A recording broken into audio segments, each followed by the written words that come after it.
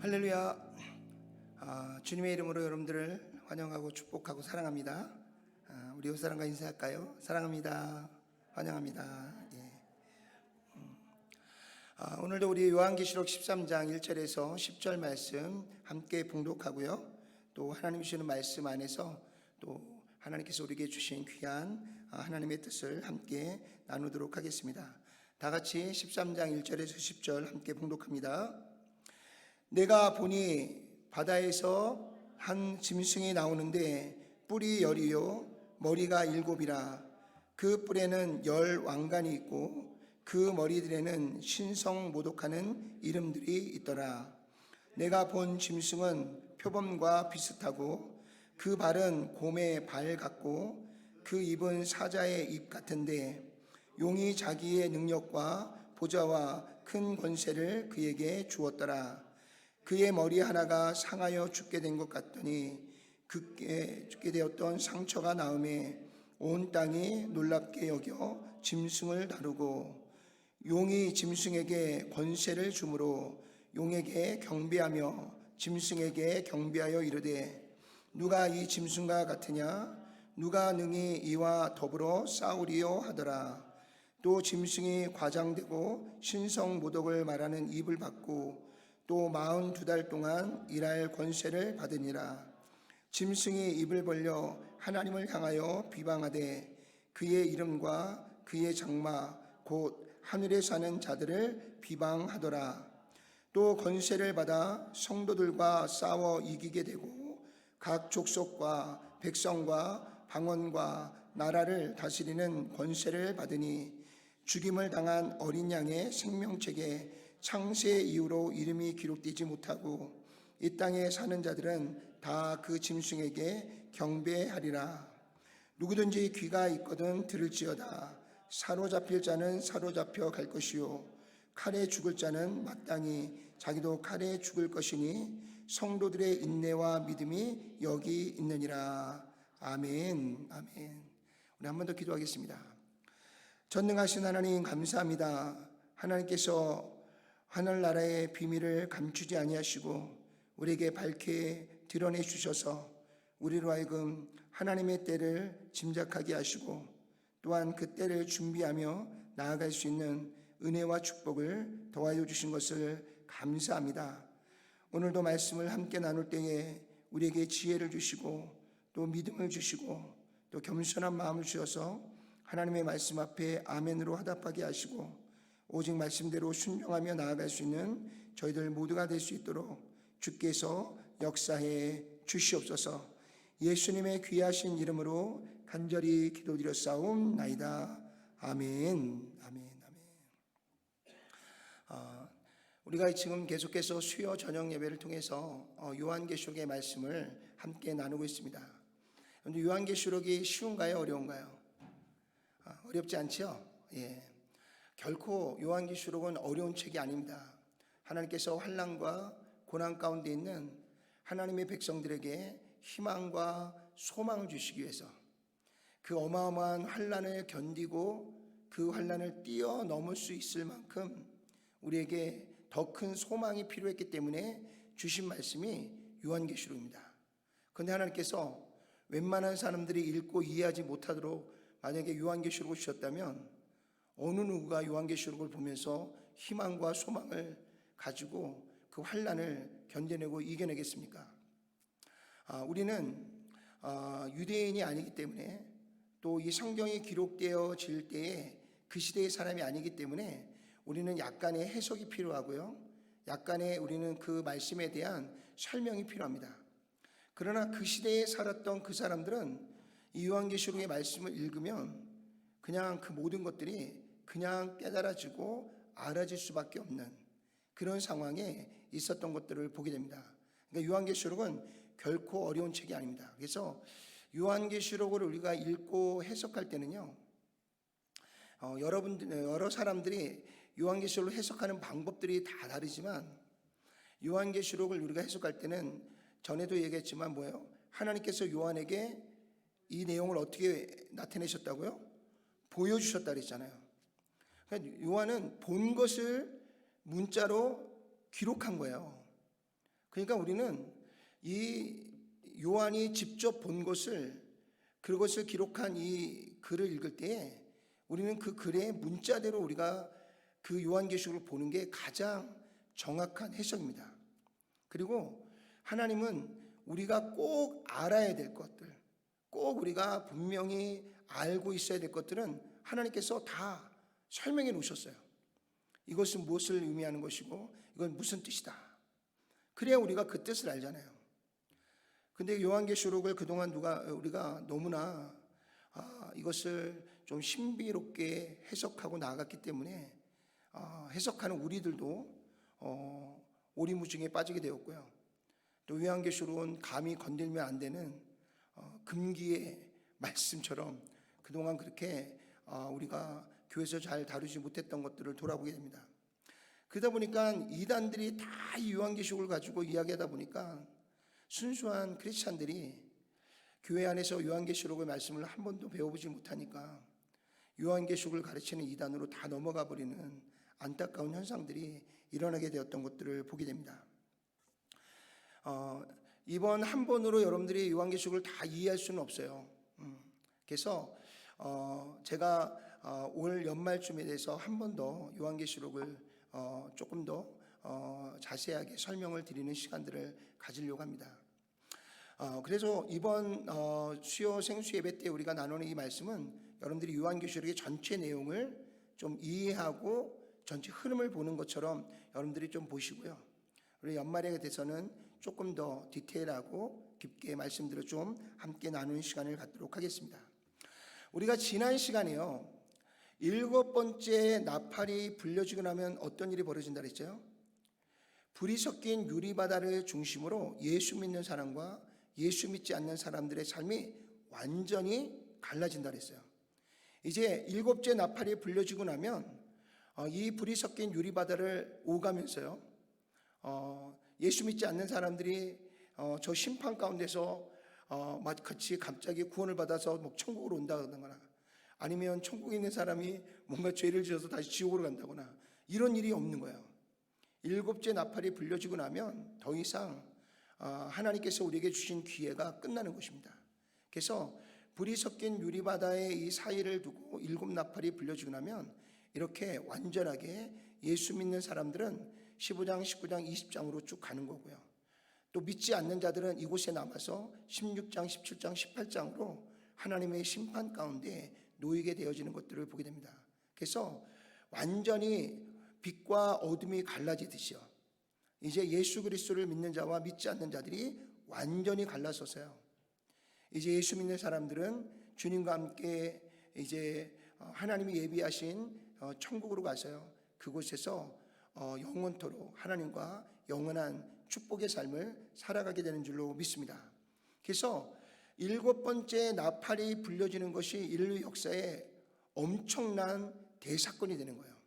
그래서 이 사건에 앞서서 이제 하나님께서 다시 한번 지난 과거로부터 지금까지의 일들을 쭉 한번 이렇게 설명하면서 왜 7째 나팔이 불려지고 나면 믿는 자와 믿지 않는 자가 이렇게 갈라지게 되었는지에 대한 것을 다시 한번 요한계시록의 말씀을 통해서 우리에게 설명해 주고 있습니다.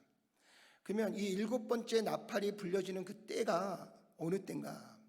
자, 그때에 우리가 요한계시록 10장과 11장의 말씀을 통해서요, 그때에 곧 일어날 일들을 이제 또 하나님께서 외에게 보셨는데, 10장에는 누가 나타난다 그랬어요? 힘센 천사가 나타나서요, 뭐라고 외친다고요? 더 이상 지체하지 아니하리라 그러면서 곧 7째 나팔이 불려질 것을 선포하게 됩니다. 그리고 11장에는 마지막 이 나팔이 불려지기 전에 예수님의 복음을 전하면서 마지막 순교할 두 증인에 대한 이야기가 나오게 됩니다. 그러면 우리가 이제 4번째, 5번째인이 떼어질 때에 그때에 순교당한 많은 사람들이 하나님 앞에 탄원한다 그랬잖아요. 그때에 하나님께서 뭐라고 말씀하시냐면, 이제 곧 순교의 그 수가 찰 때까지 조금만 더 기다려라. 그때 그 나머지 순교에 남은 자들이 누구냐면 7번째 나팔이 불려질 때에 마지막 그리스도의 복음을 전하다가 순교할 두 증인에 대한 이야기가 이제 11장에 나오게 되었던 것을 보게 됩니다. 그 다음에 이제 가장 요한계시록에서 어려운 장이 바로 12장, 13장, 14장이라고 했어요. 그래서 이거를 시간적으로 순서적으로 바라보기 시작하면 12장에 가서는 우리가 막 헷갈린다 그랬어요. 12장, 13장, 14장은 뭐라 했죠? 요셉으로부터 시작해서요. 이제 7번째 나팔이 불려지기까지의 전 역사에 대한 이 부분을 집약하고 요약해서 우리에게 한번 쭉 설명해 주고, 그리고 이제 7번째 나팔이 불려지는 사건으로 간다 그랬어요. 그래서 우리가 지난 시간에는 12장에 대해서 우리가 함께 살펴봤죠. 근데 12장에는 어떤 내용이 나온다 그랬어요? 해를 옷 입은 한 여인이 등장하고요. 근데 그 여인이 뭐 했다 그랬어요? 애를 가졌다 그랬죠. 그런데 이 해를 입은 이 여인은 누굴 상징한다 그랬어요? 마리아, 곧 이스라엘 백성들, 메시아를 이 땅에 보낼 하나님의 거룩한 통로를 이야기합니다. 근데 그 하나님의 아들이 이 땅에 오면 이제 큰일 나니까 이 성경에서 뭐라 그랬어요? 옛 뱀이요 사탄이라 그랬죠. 이 사탄이 이 아이를 죽이기 위해서 계속해서 이 여인이 아이를 낳을 때까지 그 앞에서 기다리고 있었다 그랬죠. 근데 하나님께서 이 여인을 그 용으로부터 피신시켜 주시고, 그리고 아이를 무사하게 낳고요. 그리고 아이가 자라서 그 아이가 이제 예수님의 공생애를 통해서 우리에게 하나님의 뜻을 알려주시고, 그리고 십자가에 죽으시고 부활하셔서 우리의 영원한 구원자가 되셨다 그랬죠. 그리고 예수님은 하나님의 나라로 승천해서 올라가시고요. 그 올라가시는 그곳을 향해서 누가? 이 용이 그 하나님의 아들을 잡으려고 올라갔다가 그곳에서 이제 미가엘이 이끄는 천군 천사들과 이제 천상의 전쟁이 벌어지고요. 그 전쟁에서 이제 이 용이, 이 사탄이 패하여서 이 지상으로 떨어지게 됩니다. 그러면서 이 지상에 어떤 일들이 벌어진다 그랬어요? 다 같이 한번 읽어볼까요? 용이 여자에게 분노하여 돌아가서 그 여자의 남은 자손 곧 하나님의 계명을 지키며 예수의 증거를 가진 자들과 더불어 싸우려고 바다 모래 위에 서 있더라. 그래서 이 용이 천상의 전쟁에서 패하고 떨어졌어요. 이제 이 지상으로 쫓겨나서 이곳에서 예수 믿는 사람들, 또 예수님의 십자가의 죽음과 부활을 증언하는 이 모든 사람들을 이제 대적하고 그들을 공격하기 시작한다 그랬어요. 그래서 우리가 지난 시간까지 여기까지 말씀을 나눴는데요. 지난 시간까지 우리가 말씀을 살펴볼 것은 바로 예수님의 십자가의 대속과 또 예수님의 부활과 함께 그 이후에 이 사단이 끊임없이 예수 믿는 사람들을 공격하고 또 예수님의 복음이 증거되지 못하도록 하나님의 복음이 증거되지는 곳마다 계속해서 이 사단이 계속해서 회방을 놓고 어려움을 주는 것을 보게 됩니다. 그래서 지난 2000년의 기독교의 역사를 보면요, 기독교의 복음이 증거되어질 때마다 단 한 번도 순조롭게 복음이 들어간 적이 없어요. 우리나라와 우리 민족에도 복음이 들어올 때요, 너무나 많은 선교사님들이 순교를 당하고요, 너무나 많은 선교사님들이 이 복음을 전하다가 많은 고난과 역경을 겪었던 것들을 돌아보게 됩니다. 왜 이렇게 세상 권세를 가진 자들은 왜 이렇게 복음이 증거되어지는 것을 두려워하고요, 하나님의 복음이 전해지는 것을 방해하는지 알 수가 없습니다. 오늘 이 용에게 의해서 이 지난 2000년 동안 예수 믿는 사람들과 또 예수 믿는 이 믿음의 사람들을 통해서 복음이 증거되어지는 곳곳마다 이런 많은 환난과 핍박이 계속해서 있었던 것을 우리에게 말씀해 주고 있습니다. 그 다음에 이제 오늘은 이제 12장에 이어서 13장, 그 다음에 이제 어떤 일들이 벌어졌는지 13장에 대해서 우리가 좀 같이 말씀을 나누기를 원합니다. 자, 13장 1절에서 2절 다 같이 한번 읽어볼까요? 내가 보니 바다에서 한 짐승이 나오는데 뿔이 10이요 머리가 7이라. 그 뿔에는 10 왕관이 있고 그 머리에는 신성모독하는 이름들이 있더라. 내가 본 짐승은 표범과 비슷하고 그 발은 곰의 발 같고 그 입은 사자의 입 같은데 용이 자기의 능력과 보좌와 큰 권세를 그에게 주었더라. 아멘. 13장 1절과 2절의 말씀을 이제 우리가 보면 또 한번 하나님께서 요한의 눈을 열어주셔서 보게 하시는데, 바다에서 한 짐승이 나왔어요. 바다에서 한 짐승이 나왔는데 어떤 짐승이 나왔냐? 여러분들이 보고 있는 이런 짐승이 바다에서 올라왔어요. 근데 이 모양을 보니까 뭐라고 설명하고 있냐면요, 뿔이 몇 개라 그랬어요? 10이요. 머리는 몇 개예요? 7이고 그 뿔의 왕관은 몇 개예요? 10입니다. 그리고 그 머리에는 신성모독하는 이름들이 가득했다라고 이야기하고 있어요. 근데 여러분들 한번 잘 생각해 보세요. 뿔이 10이고 머리가 7인데 그 뿔에 10 왕관이 있었다. 여러분들 생각나는 존재가 있나요?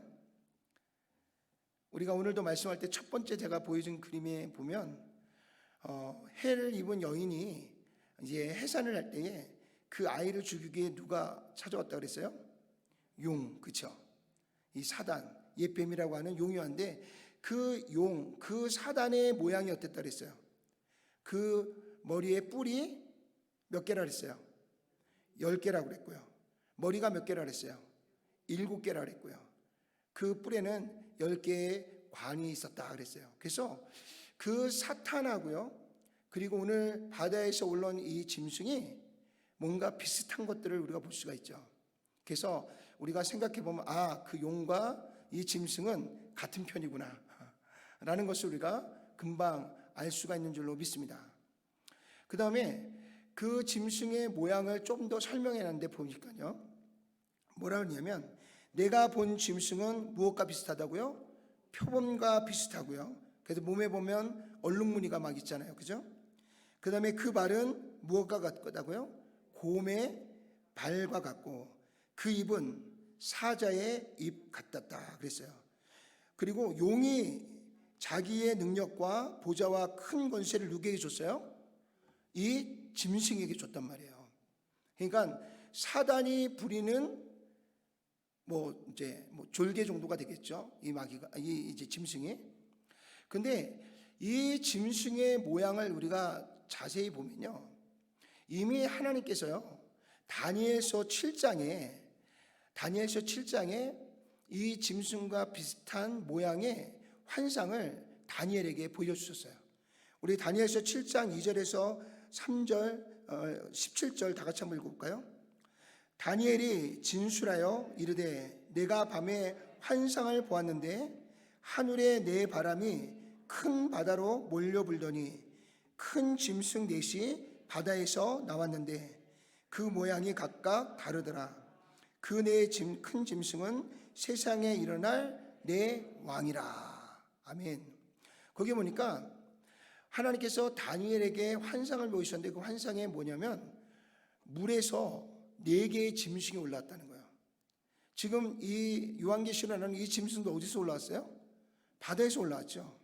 예, 이렇게 바다에서 4개의 짐승이 올라왔는데 그 짐승을 이제 하나씩 보여주는데 그 짐승이 뭐라 그래요? 오늘 17절 끝부분에 보니까 그 네 큰 짐승은 세상에 일어날 큰 내 왕이다 그랬어요. 앞으로 일어날 큰 제국들에 대한 이야기가 오늘 다니엘을 통해서 하나님께서 환상으로 앞으로 일어날 일들에 대해서 보여주고 있는 것을 보게 됩니다. 근데 그 첫 번째 그 바다에서 올라온 그 큰 짐승을 보니까 그 짐승이 어떻게 생겼냐면 이렇게 생겼어요. 사자의 모습을 하고 있는데 거기에 날개를 달고 이렇게 날아오다가 그 날개가 이제 접혀지고요. 그리고 거기에 사자 한 마리가 등장하게 됩니다. 근데 이 사자는 여러분들이 잘 알고 있는 이 바벨론 제국을 상징하는 동물이 사자입니다. 그래서 이 첫 번째 올라온 이 사자는 바로 남유다를 멸망시킨 바벨론이 이제 이 세상을 지배할 것이다 라는 것을 먼저 다니엘에게 보여준 겁니다. 다니엘은요 이제 남유다가 바벨론에 의해서 이제 나라가 멸망을 당하고 첫 번째 전쟁에서 포로로 잡혀갈 때 그 포로 중에 잡혀간 사람 중에 함께 있었던 사람이 누구냐면 다니엘입니다. 그러니까 다니엘이 지금 그가 살아있을 때 남유다가 바벨론의 1차 침공을 다 받았고요. 그 1차 침공을 통해서 포로로 잡혀간 자가 다니엘인데, 그 다니엘이 어느 날 잠을 자다가 환상을 봤는데 그 첫 번째 나온 짐승이 뭐냐면 이 사자의 모습인 거예요. 그러면서 이 사자가 네 왕 중에 첫 번째 왕인 거예요. 바로 이제 바벨론의 느부갓네살 왕이 되겠죠. 그 느부갓네살 왕이 나라를 다스릴 때 남유다가 멸망을 당하고, 그리고 다니엘이 포로로 잡혀간 것입니다. 그런데 오늘 이 짐승의 모양 중에 그 입이 뭐와 같다 그랬어요? 사자와 같다 그랬잖아요. 기억이 나세요? 이 짐승의 입이 사자와 같았다 그랬어요. 그 다음에 두 번째, 근데 이제 첫 번째 짐승이 이 사자의 모습이 바벨론인데요.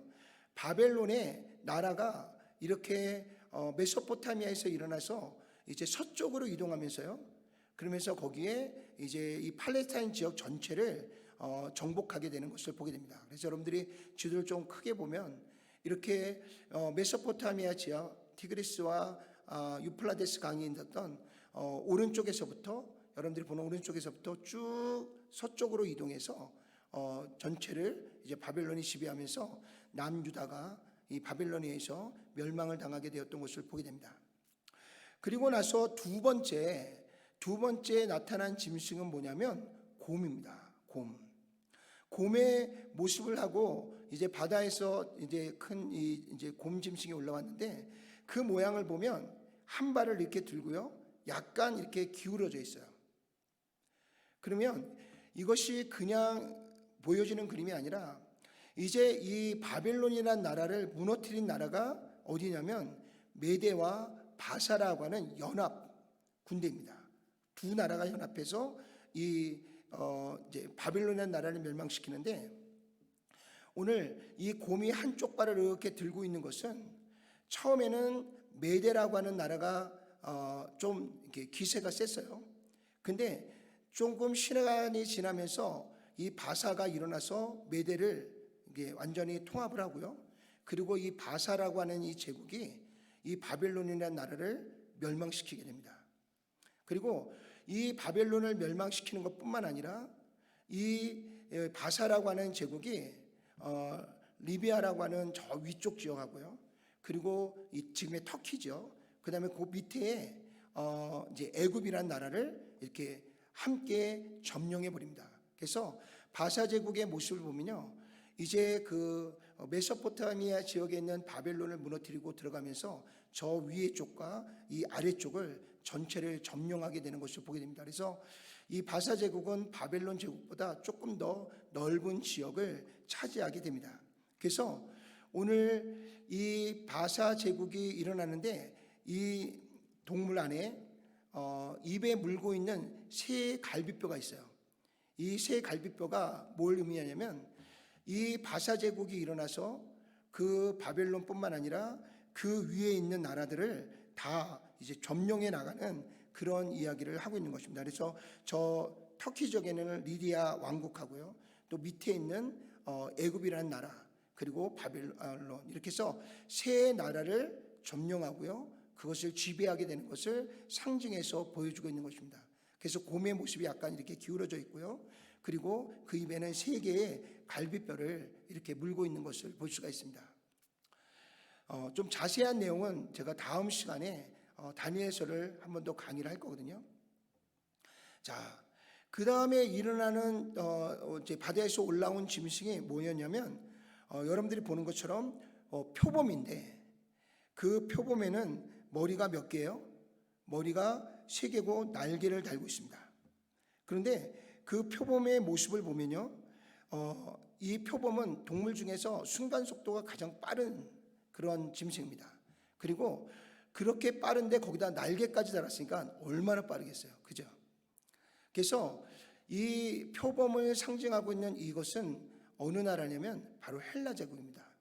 그래서 이 알렉산더 대왕이 20살 초반에 그가 이제 왕이 돼서요, 이제 그리스로부터 시작해서 이제 서쪽으로, 이제 이번엔 동쪽으로 이제 진격해 나가는데 그 속도가 얼마나 빠른지요.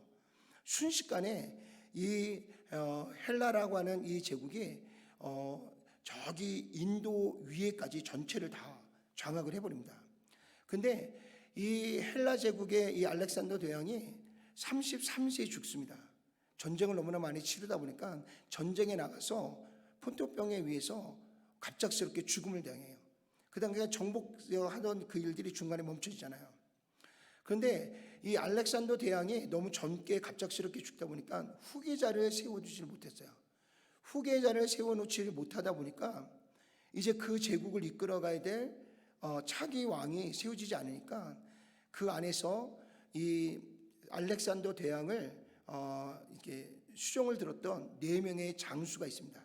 그 4명의 장수에 의해서 이 헬라 제국이 4개로 쪼개져요. 그 4개로 쪼개지는 것으로 인해서 오늘 이 표범의 머리가 4개가 되어지게 되는 것을 보게 됩니다. 그래서 오늘 지도를 이렇게 보면요, 그 지금 터키하고 그리스 이 지역에 보면 먼저 그리스 지역에는 카산드로스라고 하는 그런 이제 그 알렉산더 대왕의 그 종이 부하가 그 지역을 이제 지배하게 되고요. 그 다음에 지금의 터키 지역의 그쪽 지역을 리시마코스라고 하는 사람이 이제 그 지역을 담당하게 되고요. 그 다음에 그 이제 바벨론과 바사 제국이 있었던 저 이제 광활한 그 내륙 쪽은요, 셀루코스라고 하는 왕이 그 지역을 이제 지배하게 되고요. 또 밑으로 내려오다 보면은 거기에 그 애굽이라고 하는 지역에 보면 프톨레미우스라고 하는 또 그 부하가 그 지역을 다스리게 됩니다. 그래서 헬라 제국이 알렉산더 왕이 죽은 후에 이렇게 4개의 나라로 쪼개집니다. 그 4개의 나라로 쪼개지는 가운데에 이제 그 표범의 머리가 이제 4개가 된 이유가 그 의미가 그 안에 담겨져 있는 것을 볼 수가 있습니다. 그 다음에 이제 마지막으로 나오는 짐승이 뭐냐면 이제 어떤 특정한 이제 짐승을 이제 예로 들지 않고요, 큰 짐승이 이제 등장하게 되는데 그 짐승의 이빨이 강철 같다 그래요. 그리고 그의 발로 모든 것을 짓밟는다라고 이야기합니다. 그래서 오늘 이 큰 짐승에 보니까요, 그 짐승에도 10개의 뿔이 있고요. 그리고 그 뿔에는 눈들이 달려져 있고요. 그리고 그 뿔에는 또 말을 하는 입이 또 이렇게 달려있다라고 이야기합니다. 그래서 아까 우리가 그 용을 봤을 때 용의 뿔이 몇 개라 그랬죠? 10개라 그랬죠. 또 후에 나온 그 짐승의 머리에 뿔이 몇 개라 그랬어요? 10개라 그랬죠. 그래서 오늘 이 다니엘서에 나오는 이 4개의 짐승을 이렇게 종합해 놓은 것이 바로 오늘 요한계시록에 나오는 이 첫 번째 등장하는 이 짐승인 겁니다.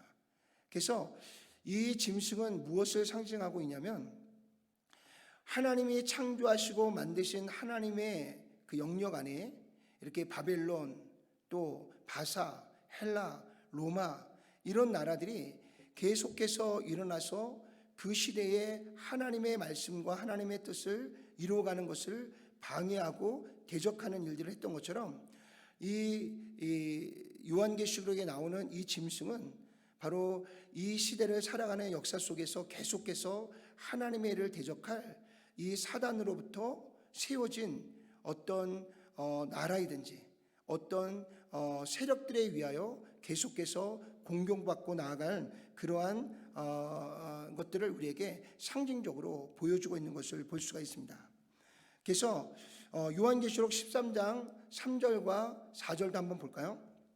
그의 머리 하나가 상하여 죽게 된 것 같더니 그 죽게 되었던 상처가 나음에 온 땅이 놀랍게 여겨 짐승을 따르고 용이 짐승에게 권세를 주므로 용에게 경배하며 짐승에게 경배하여 이르되 누가 이 짐승과 같으냐 누가 능히 이와 더불어 싸우리요 하더라 그랬어요. 오늘 이 짐승에게 7개의 머리가 있었는데요, 그 7개의 머리 중에 하나가 상하여서 죽은 것 같았다는 거예요.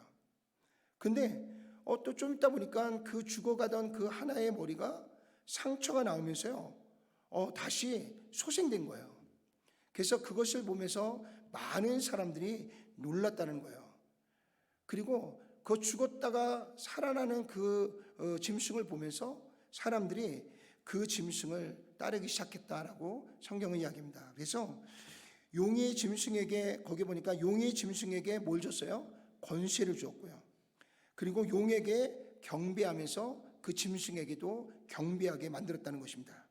그리고 이 짐승은 계속해서 우리를 공격하고 또 우리는 이 짐승을 능히 이기지 못하더라라고 이야기합니다. 그래서 우리가 기독교 역사 2000년의 역사를 보면 계속해서 이 세상에서 일어나는 이 악한 어둠의 세력들은요, 끊임없이 하나님을 믿는 교회를 공격하고요, 또 하나님의 복음이 증거되어지는 곳곳마다 많은 환난과 핍박을 주었던 것들을 보게 됩니다. 그러니까 이 악한 마귀가 계속해서 그의 가진 권세를 가지고 계속해서 교회에 환난과 핍박을 주고 있는 것들을 이렇게 우리에게 환상을 통해서 보여주고 있는 것을 볼 수가 있습니다.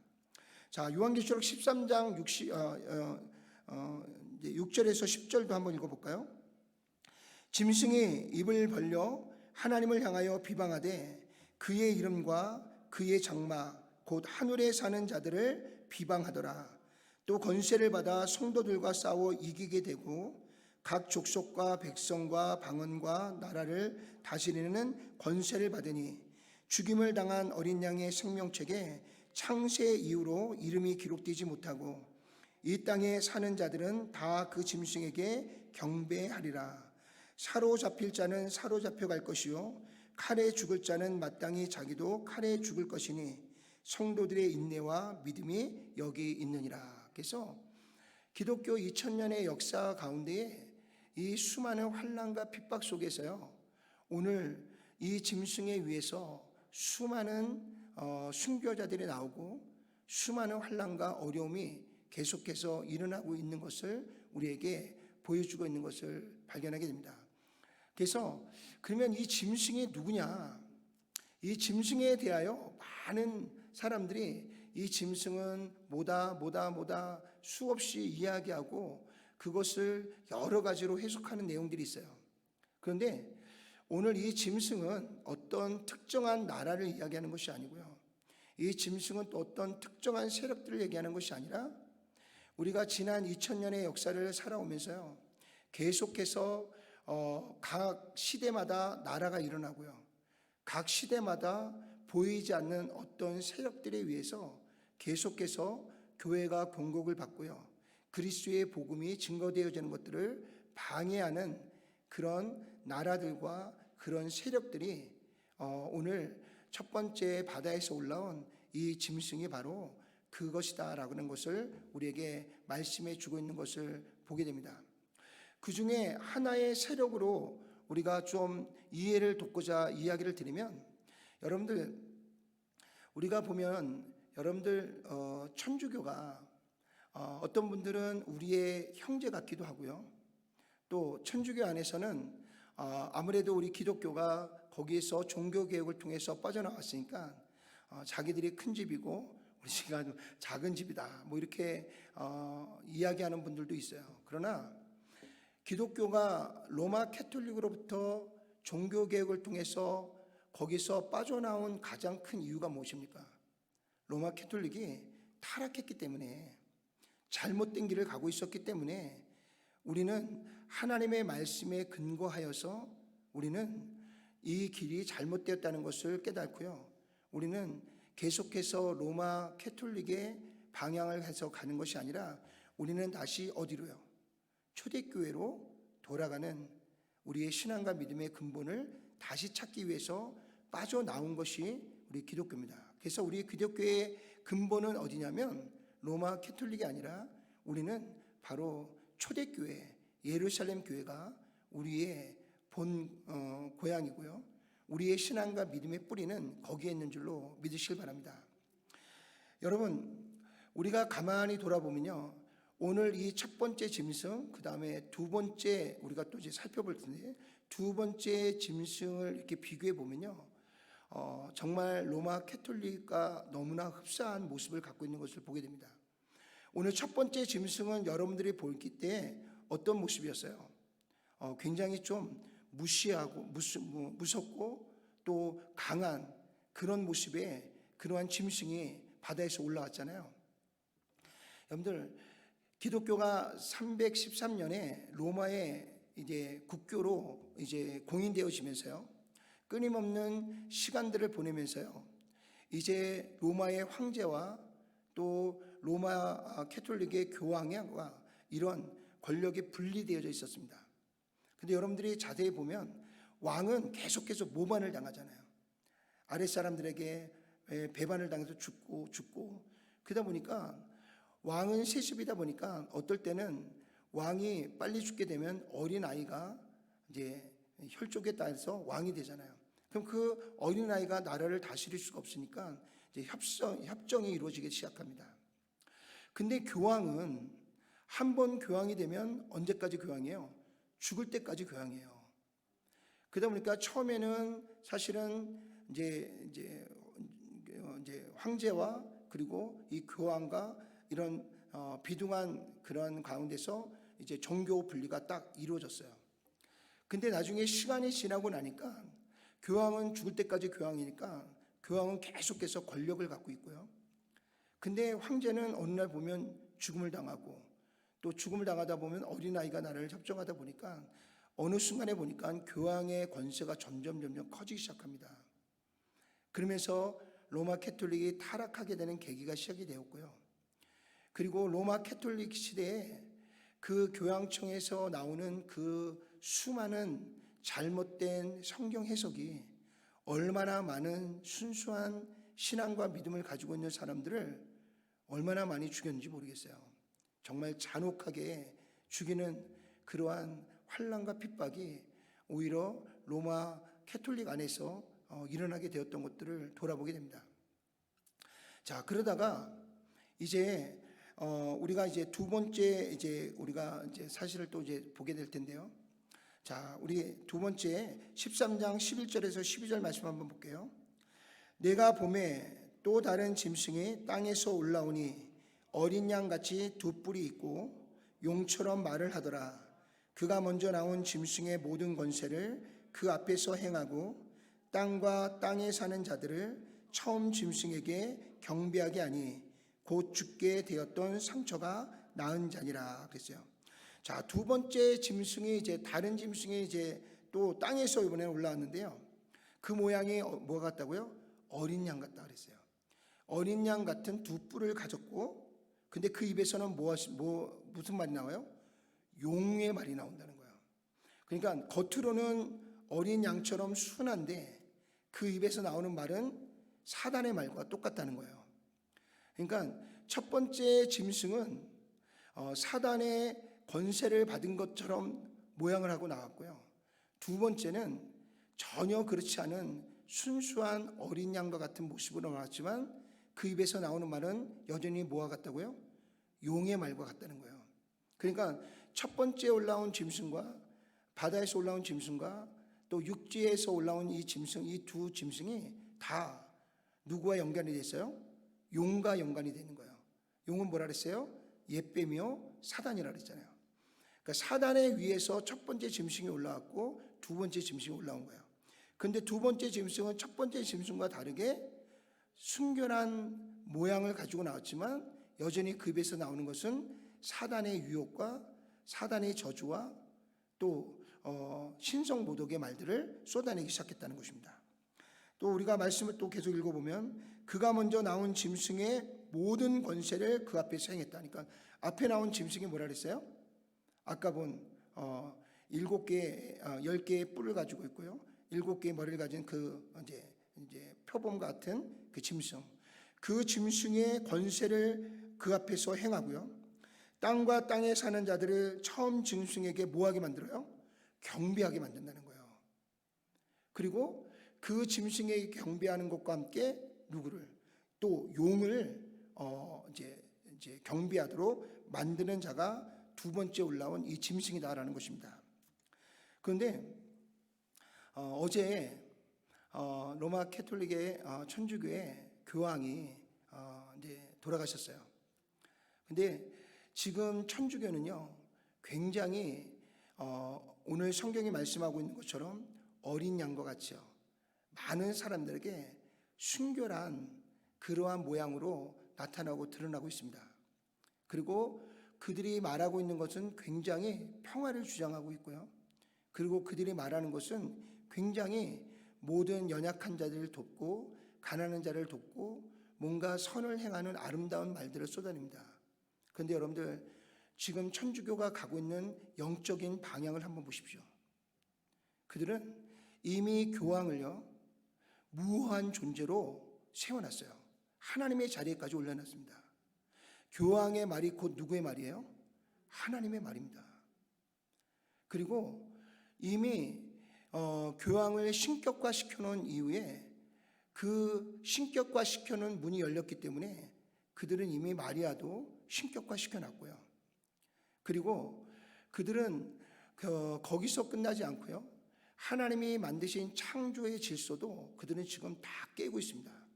그래서 그들은 이미 동성연애를 다 받아들이고 있고요. 그리고 또 그들은 예수 그리스도만이 우리의 유일한 구원자다라고 말하고 있지도 않아요. 그들은 이미 종교 다원주의를 다 받아들였기 때문에 그들은 모든 종교에 다 구원이 있다라고 외치고 선포하고 있습니다.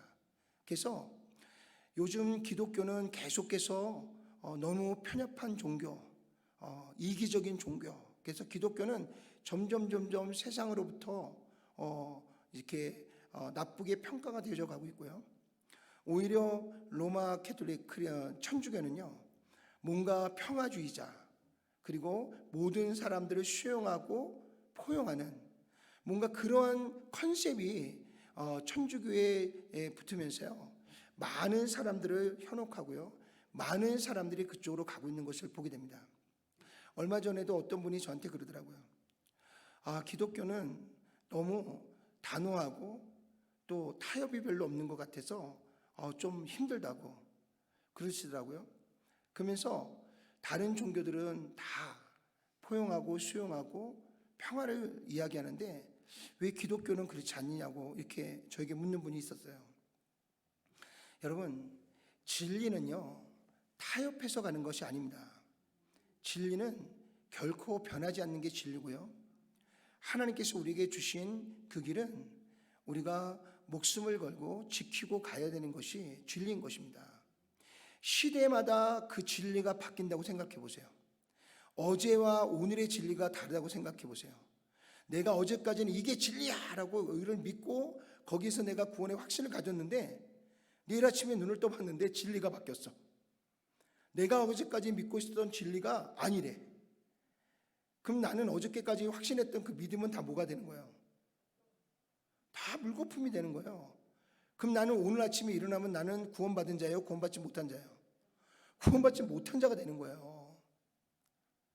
그런데 지금 이 세상이 얼마나 놀랍게 변하고 있냐면요, 그런 진리가 변화되어지는 데 있어서 세상의 평가는요, 그게 옳다라는 거예요.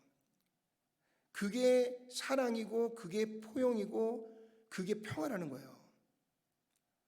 그러면서 지금 계속해서요, 기독교는 진리를 지켜가는 기독교는 계속해서 세상 사람들로부터 외면당해져 가고 있고요. 그리고 오히려 평화를 앞세우면서 진리를 왜곡하는 그러한 것들은 오히려 더 사람들에게 추앙을 받으면서 거기에 자리를 굳어가고 있는 것을 볼 수 있습니다. 그런데 가만히 보면요, 오늘 로마 캐톨릭, 그러니까 우리가 종교개혁을 통해서 나오기 이전에 로마 캐톨릭은 굉장히 첫 번째 짐승처럼요, 그들은 자기가 가지고 있는 자기들의 신학을 가지고 얼마나 많은 탄압과 얼마나 많은 그러한 강한 통치를 가지고요, 수많은 사람들을 죽음으로 몰아갔는지 모르겠어요. 근데 지금은 마치 어린 양과 같이 순한 모습으로 변화되어서요, 많은 사람들에게 평화를 미치고 또 그 사람들에게 선을 드러내는 모습을 갖고 있지만 그들의 입에서 나오는 이야기는 전부 다 성경의 말씀과 하나님의 진리의 말씀과 반대되어져 가는 길을 가고 있는 것을 보게 됩니다. 그래서 오늘 저는요, 오늘 이 첫 번째 짐승과 이 두 번째 짐승이 로마 캐톨릭이냐 거기에 딱 국한시키는 것이 아니라 지금까지 역사가 흘러오는 과정 속에요, 끊임없이 각 시대마다 하나님의 말씀과 하나님의 복음을 대적하고 그것을 공격하고 그 가운데서 많은 환난과 핍박을 통해서 수많은 순교자를 만들어 왔던 어떤 나라들도 있고요, 어떤 세력들도 있습니다. 그 세력은 보이는 세력도 있었고 여전히 보이지 않게 숨겨져 있는 세력들도 여전히 존재하고 있습니다.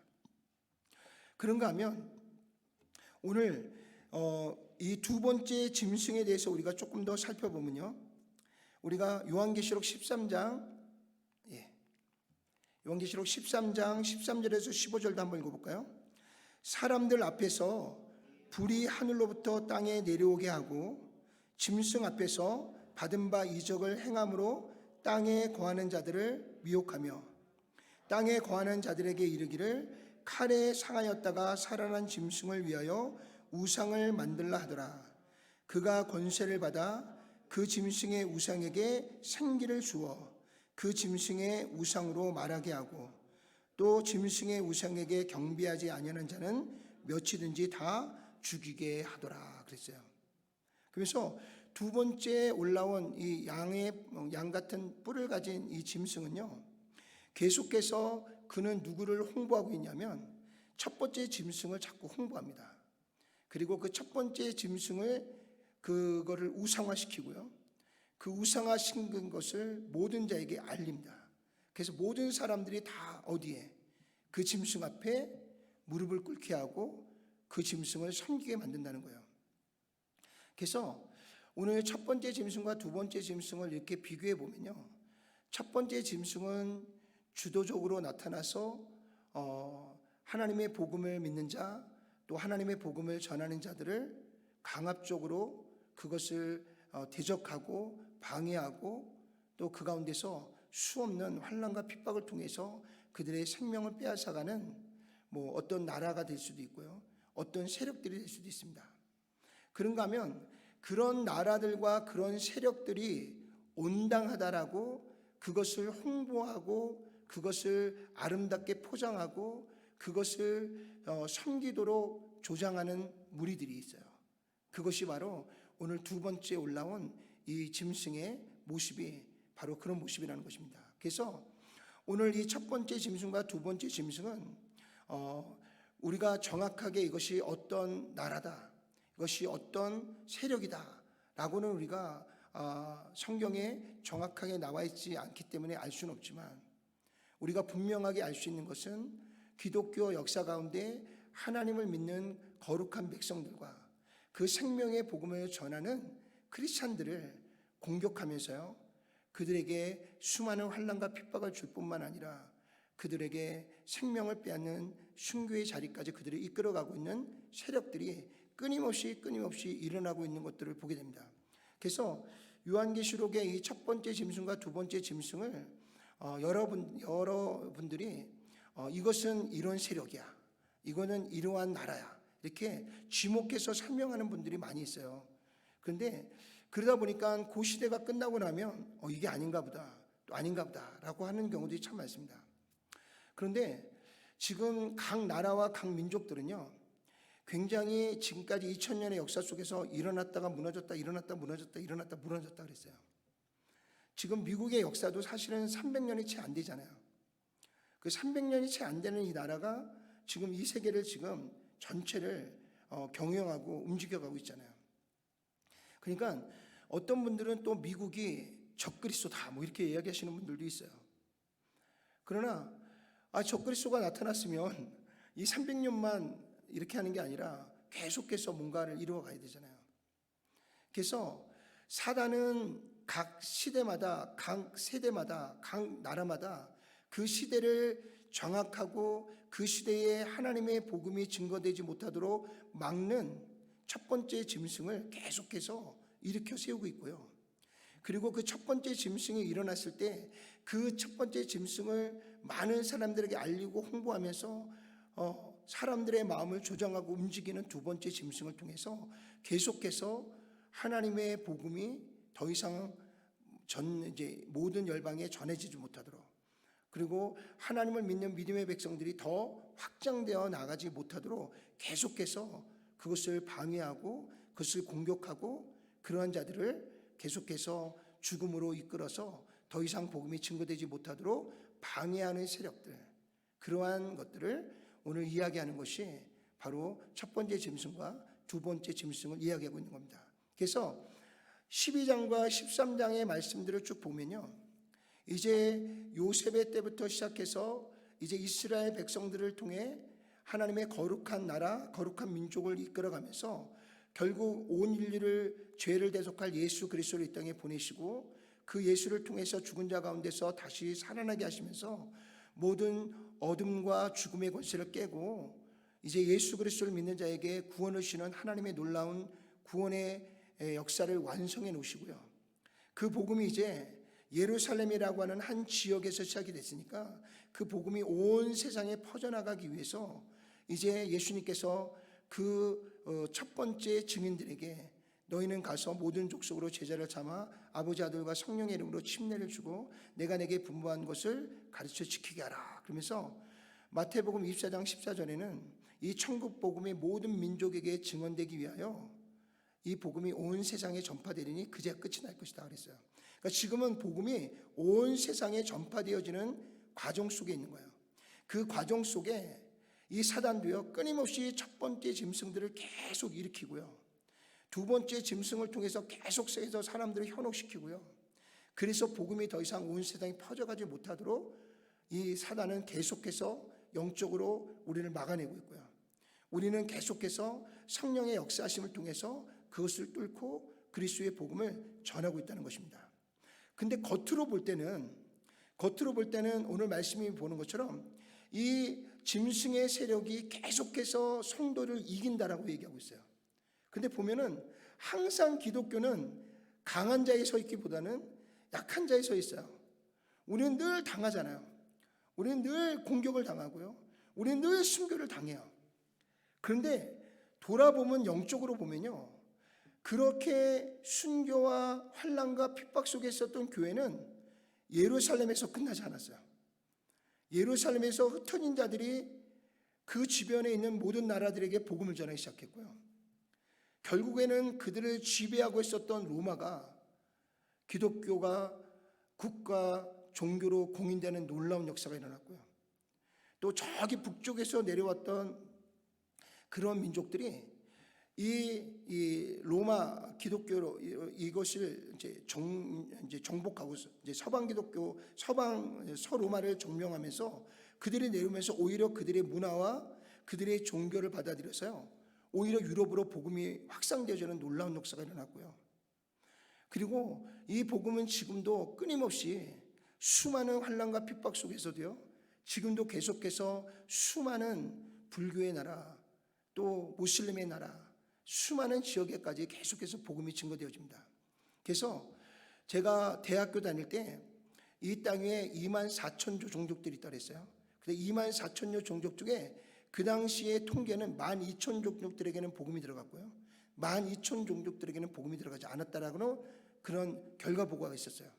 그래서 그때 어떤 방침을 내렸냐면, 이제 우리가 보니까 개교에서 보내는 모든 선교사들이 다 어디에 집중되어 있냐면 이미 복음이 들어간 지역에 다가 있는 거예요.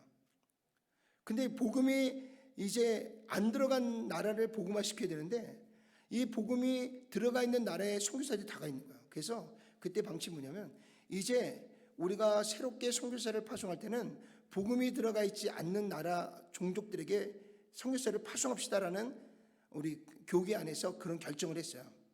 그때부터 이제 각 교단마다 또 각 교회마다 이제 복음이 들어가지 않은 그 나머지 12,000 종족들을 종족 입양을 시작하기 시작했어요. 그래서 한 종족들을 입양하는 거예요.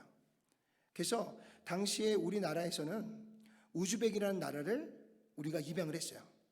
그래서 우리나라가 우즈벡에 대하여 복음을 막 전하고요, 선교사도 그것을 파송하기 시작했어요. 또 많은 교회들이 각각 교회들마다 한 종족씩 입양해서 그들을 위해서 기도하고 그곳으로 선교사를 파송하기 시작했어요. 그리고 나서 지금 한 30년 정도가 이제 지났거든요. 30년이 좀 못됐어요. 한 25년 정도 지났어요. 근데 그 사이에 이제 12,000 종족들의 그 복음이 없었던 나라들에 이제 선교사들이 들어가서 복음을 전해서 이제 이 12,000 종족들 중에서 이제는 약 1,500여 종족들 또는 좀 많으면 3,000여 종족 정도만 남고 나머지는 전부 다 이미 복음화가 되었다라고 이제 이야기가 정보가 이제 보고가 나오기 시작합니다. 그래서 이제 복음이 이제 전해지지 않은 그 미전도 종족들은 이 땅에 약 1,500에서 3,000여 종족들만 남았습니다. 그러니까 여러 가지 이 상황들을 우리가 돌아볼 때 이제 성경이 말하고 있는 그 마지막 때가 정말 가까이 와 있음을 우리에게 보여주고 있어요.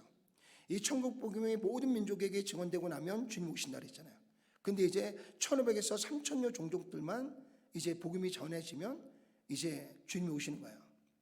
그뿐만 아니라 지금 자연재해를 우리가 보면요, 지금 정말 말로 되지 않는 그런 자연의 어떤 질서들이 지금 다 깨지고 있잖아요. 그래서 요즘은 보도에 보면 몇십 년 만에 내리는 비, 1년에 내릴 강수량이 하루에 막 다 쏟아지고 이런 정보들이 너무나 많이 매일 쏟아집니다. 우리가 이 대자연을 어떻게 컨트롤할 수가 없는 세대가 됐어요. 거기다가 지금 이제 3차 대전이 일어나면 우리는 이미 다 알고 있어요. 이 지구가 다 멸망을 당할 거라는 알고 있습니다. 그런데도 불구하고 이 세계는 끊임없는 전쟁의 소식이 계속해서 울리잖아요. 지금 우크라이나 전쟁, 이 전쟁이 이것으로 끝나지 않을 거다. 이제 러시아가 만약에 우크라이나를 이렇게 하고 나면 이제 유럽으로 이제 들어와서 거기서 3차 대전이 일어날지도 모른다. 이러고 또 이스라엘과 팔레스타인의 전쟁이 또 중동의 나라로 확산되면 또 거기서 3차 대전이 일어날 것이다. 이렇게 이야기도 하고요. 또 요즘에 근래 와서는 중국이 지금 대만을 계속 공격하려고 그러잖아요. 그러니까 대만을 공격하고 나면 이제 중국이 바다로 나올 수 있는 길이 열리니까 그럼 이제 그것을 미국이 막아야 되잖아요. 그래서 미국과 지금 중국이 엄청난 패권 전쟁을 벌이고 있잖아요. 만약에 중국이 대만을 친다, 그러면 우리나라는 최전방이 될 것입니다. 아마 그것이 제3차 대전이 벌어질 수 있는 또 하나의 상황이 펼쳐지는 곳입니다. 그러니까 세계가 곳곳에서 전쟁의 소리가 너무나 이제 곧 일어날 것 같아요. 거기다 여러분들 한번 보세요. 우리나라는 백두산, 일본에는 후지산, 우리 미국에는 옐로스톤, 언제 터져도 이상하지 않을 만큼 이제 화산이 막 터진다 그러잖아요. 백두산에 화산이 터지면 그 화산재가 우리 서부까지 날라온대요. 그리고 일본의 후지산이 터지면 그것이 엄청나게 또 확산이 되고요. 그러니까 이제는 지구 안에 한 곳에서 나는 전쟁, 한 곳에서 나는 자연재해가 그 지역으로 끝나지 않는다는 거예요. 그러니까 자연도 그렇죠, 전쟁도 그렇죠. 또 우리가 복음화가 이루어지는 것들의 속도를 보면 정말 성경이 말하고 있는 마지막 때가 점점점 가까이 도래해 와 있는 것을 보게 됩니다. 그런데 오늘 이 첫 번째 짐승과 두 번째 짐승에 의해서 지금 계속해서 하나님의 복음이 증거되어지는 것을 막는 세력들이 끊임없이 일어나고 우리를 공격하고 있는 일들이 일어나고 있는데 오늘 마지막 때에 일어날 하나의 중요한 단서를 하나님께서 우리에게 주고 계세요. 우리 요한계시록 13장 17절과 18절 다 같이 읽어볼까요?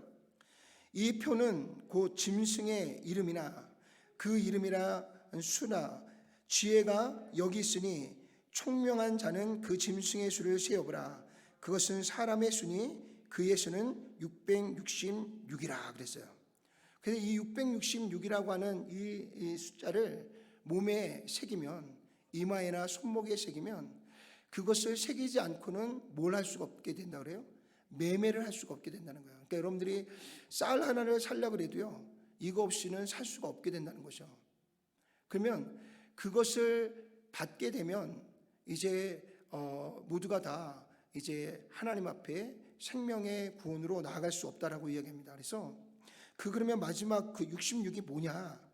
그거에 대한 끊임없는 또 해석들이 많이 나왔어요.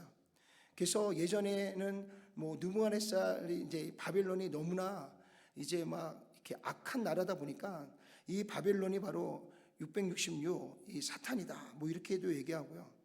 또 어떤 사람은 네로 황제, 뭐 네로 황제 때 엄청난 기독교의 환란과 핍박이 있었으니까.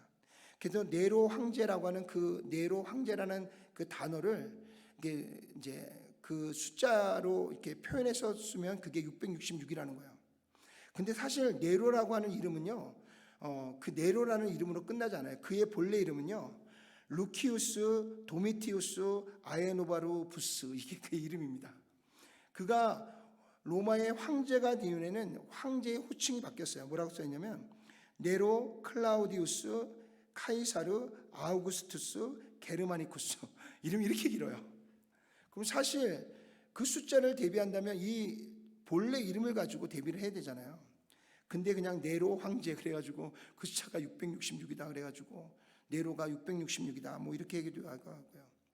우리가 중고등학교 다닐 때는 이제 막 컴퓨터가 그때 이제 막 나오기 시작했으니까 그 컴퓨터에서 찍히는 바코드가 그게 또 숫자를 보면 666이다 그래서 이제 컴퓨터가 세상을 지배하는 세상이 될 것이다 그러면서 뭐 그게 또 이야기가 되고요. 또 어떤 분들은 이제 천주교의 그 교황이 쓰는 그 모자 있잖아요. 이 3단으로 되어 있는 그 3단으로 되어 있는 그 모자에 뭐라고 써 있냐면 비카리우스 필리데이라고 하는 이제 라틴어가 쓰여져 있어요. 근데 그게 뭐냐면 하나님의 아들의 대리자라는 뜻이에요. 근데 그 라틴어의 그 이제 알파벳 하나에 숫자가 매겨져 있는데 그 숫자를 더하니까 그게 666이다. 뭐 그래서 캐톨릭의 캐톨릭이 바로 이 마지막 적그리스도다라고 얘기하시는 분들도 있고요. 또 여러분들 근래에 많이 들었던 것 중에 하나가 베리칩일 거예요. 우리가 앞으로 매매하기 위해서는 이렇게 손목이나 이마에 이렇게 이제 캡슐 같은 거 이렇게 집어넣어서 한다. 근데 그것도 역시요, 이렇게 보면 그게 정말 666이라고 하면 그게 전 세계적으로 이루어져야 그게 666이지. 근데 지금 돌아보면 IT 쪽으로 그것이 이제 모든 나라와 모든 민족에게 그게 다 통용이 되려면 굉장히 쉽지 않습니다. 뭐 우리나라 같은 경우는 시작이 되면 금방 되겠죠. 미국도 또 선진국들은 금방 되겠지만 사실은 저기 남미나 아프리카 쪽은 사실 이것을 실용하기는 쉽지가 않거든요. 그래서 우리가 666이 뭐다라고 우리가 지명하기는 아직까지는 좀 섣부른 것 같아요.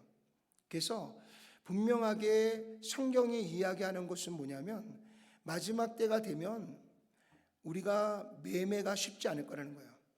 그 매매가 쉽지 않는 가운데서 그 매매를 위해서 우리가 예수 그리스도를 신하고 고백하는 것을 분명하게 대적받는 어떤 사건들이 일어날 것입니다.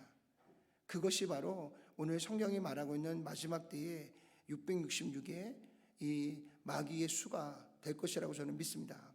그래서 우리가 아직까지는요, 우리가 살고 있는 이 시대가 매매하는 데 있어서 뭐 우리가 쌀 하나를 사는데 예수님을 부인해야 되는 것은 아니니까 아직까지는 그런 시대가 되지 않았지만 분명히 그러한 시대가 온다면 그때가 바로 주님 오실 마지막 때라는 것을 우리에게 경고하고 말씀해 주고 있는 줄로 믿습니다.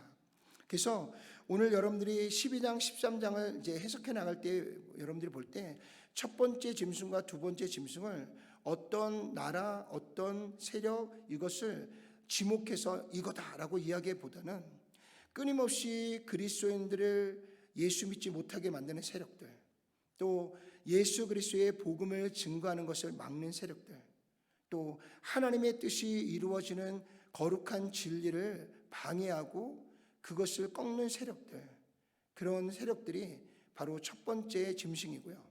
그것을 홍보하면서 그것으로 사람들의 마음을 유혹하고 현혹하는 일들이 벌어지는 그러한 것들이 바로 둘째 짐승이라는 것을 여러분들이 생각하면서요, 오늘 우리가 살고 있는 이 시대에 우리 기독교의 복음이 증거되는 것을 방해하고요, 또 예수 그리스도를 진리 가운데 믿고자 하는 그 믿음을 방해하는 세력들이 바로 이 첫 번째 짐승이고 두 번째 짐승이라는 것을 우리가 여러분들이 기억하면서요, 우리가 영적으로 우리가 잘 분별해서 예수 그리스도의 복음의 진리를 훼손하거나 그 진리의 복음을 전하는 것을 방해하거나 우리가 예수 그리스도를 믿고 하나님을 믿는 믿음의 삶을 살아가는 것을 방해하는 그 모든 것들은 오늘 성경이 말하고 있는 이 마지막 때에 일어나고 있는 이 짐승과 이 두 개의 짐승의 이 사건들이 벌어지고 있는 때다라는 것을 우리가 인지하고 그렇게 생각하면 그것이 정확한 해석이라고 저는 믿습니다. 그래서 여러분들이 이 마지막 시대에 우리가 다시 한번 우리가 경계해야 될 것은 뭐냐면 하나님의 말씀을 정확하게 알아서요. 그 말씀 안에서 참된 진리가 뭔지를 정확하게 우리가 그것을 우리의 신앙과 믿음의 고백으로 가지고 그 믿음 안에서 우리가 마지막 시대를 예수님을 잘 믿고 섬기며 나아갈 때, 그리고 하나님이 우리에게 주시는 마지막 지상 명령인 이 복음을 우리가 어떠한 세력에 의해서 우리가 공격을 당하더라도 우리가 끝까지 그리스도의 복음을 우리 이웃과 열방에게 전하는 교회로 우리가 설 때 우리 교회가 바로 성경이 말씀하고 있는 하나님의 거룩한 교회가 되어질 줄로 믿습니다. 그래서 오늘 저와 여러분들의 신앙과 믿음이 끝까지 하나님의 말씀 안에서 진리를 쫓아가는 저와 여러분 모두가 되시기를 주님의 이름으로 축원을 드립니다. 기도하겠습니다. 전능하시고 자비로우신 아버지 하나님, 오늘 지금까지 일어났던 모든 과거의 일들을 하나하나 우리에게 보여주시고 말씀해 주시는 과정 속에 끊임없이 하나님의 진리의 복음의 말씀을 대적하고 또 그 복음이 증거되어지는 것을 막는 어둠의 세력들이 끊임없이 일어나고 끊임없이 방해하고 끊임없이 그것으로 인하여 교회가 위축을 당하고 예수 믿는 사람들이 하나님의 사명 앞에서 주눅이 드는 일들이 끊임없이 일어나고 있는 것들을 우리에게 말씀해 주고 있는 것을 보게 됩니다. 그러나 분명한 것은 그 엄청난 공격과 환난 속에서도 복음은 지금도 계속해서 온 세상에 전파되어지고 있고, 또한 믿지 않는 많은 종족들이 예수 믿고 구원받아 주께로 돌아오는 놀라운 역사가 충만하게 일어나고 있는 줄로 믿습니다. 오늘 우리 콜라도 스프링스 한인 침례교회가 요한계시록의 말씀을 통하여 더욱더 진리의 말씀의 복음에 굳건하게 서서 이 마지막 시대의 수많은 영적 전쟁에서 끝까지 그리스도의 증인된 삶을 살아갈 수 있는 우리 모두가 될 수 있도록 주께서 저희들을 축복해 주시고 역사해 주시옵소서. 예수님의 귀하신 이름으로 간절히 기도드렸사옵나이다. 아멘.